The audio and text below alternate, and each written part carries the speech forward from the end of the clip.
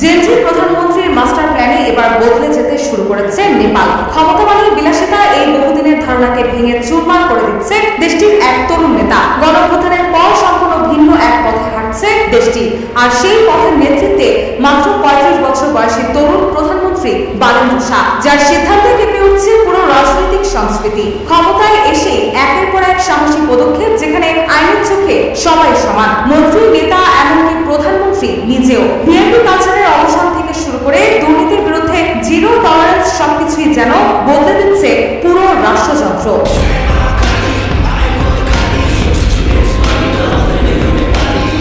সরকারি দায়িত্ব নেওয়ার পর থেকেই প্রধানমন্ত্রী বালেন্দ্র শাহ একের পর এক এমন সিদ্ধান্ত নিচ্ছেন যা আগে কল্পনাও করা যেত না। লিস অয়েল অ্যাবজর্ব করে আপনার পরিবারকে রাখে হেলদি।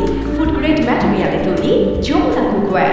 ক্ষমতা গ্রহণের মাত্র 13 দিনের মধ্যে তিনি নেন একটি যুগান্তকারী সিদ্ধান্ত। দেশ থেকে কার্যত বিদায় দেওয়া হয় তথাকথিত ভিআইপি কালচার। আগে যেখানে মন্ত্রী বা বড় নেতাদের গাড়িবহর চললে ঘন্টার পর ঘন্টা রাস্তা বন্ধ থাকতো, এখন সেই দৃশ্য পুরোপুরি বদলে গেছে।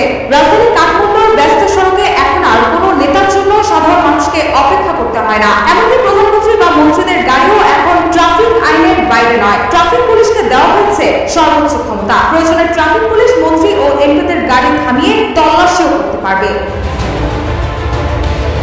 এছাড়াও দুর্নীতির বিরুদ্ধে তিনি জিরো টলারেন্স নীতি ঘোষণা এবং শাসনবিধি সম্পূর্ণ বন্ধ করে দিয়েছেন। এই নীতি শুধু ঘোষণাতেই সীমাবদ্ধ নয়, বাস্তব প্রয়োগও শুরু হয়ে গেছে। সরকারের গুরুত্বপূর্ণ পদে আরেক জেনজি নেতা সদ্য স্বরাষ্ট্রমন্ত্রী শ্রীর নিয়োগ বাতিল করেছেন প্রধানমন্ত্রী বালেন্দ্র শাহ। এছাড়াও সাবেক প্রধানমন্ত্রী সহ একাধিক প্রভাবশালী ব্যক্তিকে গ্রেপ্তার ও তাদের বিরুদ্ধে ওঠা দুর্নীতির অভিযোগ ইতিমধ্যে তদন্ত কার্যক্রম শুরু হয়েছে। ফলে সাধারণ মানুষের মনে জন্ম নিয়েছে নতুন বিশ্বাস যে আইনের চোখে সবাই সমান।